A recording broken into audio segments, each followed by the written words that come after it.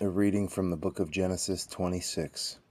Now there was a famine in the land, besides the earlier famine of Abraham's time. And Isaac went to Abimelech, king of the Philistines, in Gerar. The Lord appeared to Isaac and said, Do not go down to Egypt. Live in the land where I tell you to live. Stay in this land for a while, and I will be with you and will bless you. For to you and your descendants I will give all these lands, and will confirm the oath I swore to your father Abraham.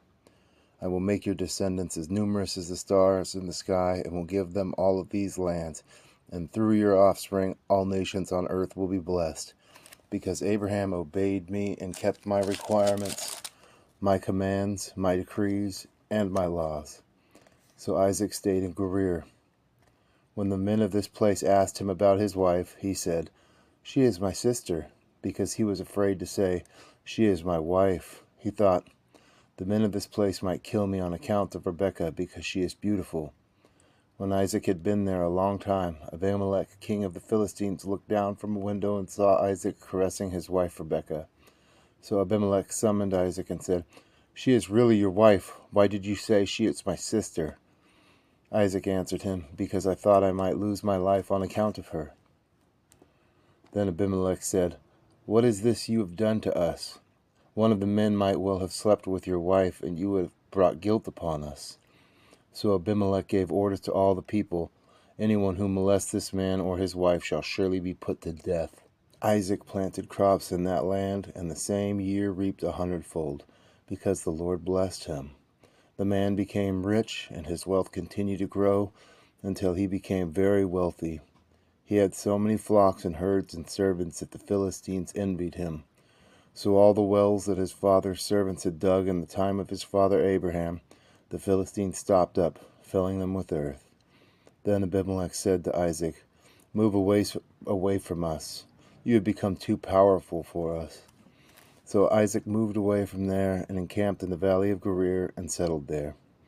Isaac reopened the wells that had been dug in the time of his father Abraham, which the Philistines had stopped up after Abraham died, and he gave them the same names his father had given them. Isaac's servants dug in the valley and discovered a well of fresh water there.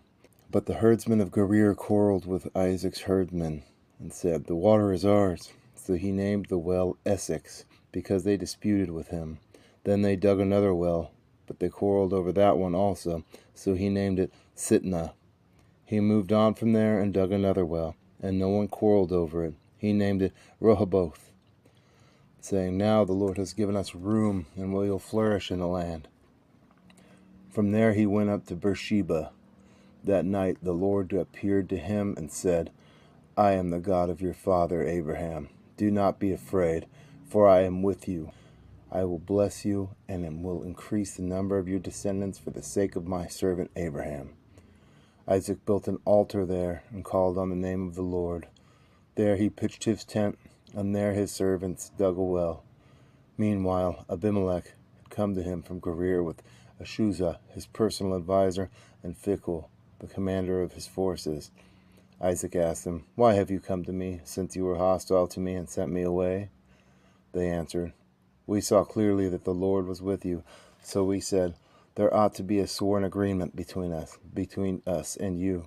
Let us make a treaty with you, that you will do us no harm, just as we did not molest you, but always treated you well, and sent you away in peace. And now you are blessed by the Lord. Isaac made a feast for them, and they ate and drank. Early the next morning, the men swore an oath to each other. Then Isaac sent them on their way, and they left in peace. That day, Isaac's servants came and told him about the well they had dug. They said, We found water. He called it Sheba. On this day, the name of the town has been Beersheba. When Esau was 40 years old, he married Judith, daughter of Beri the Hittite, and also Basemath, daughter of Elon the Hittite. They were a source of grief to Isaac and Rebekah. Glory to you, O Lord. Thank you for calling out to your people. All honor and blessing belong to you. In your great name. Amen.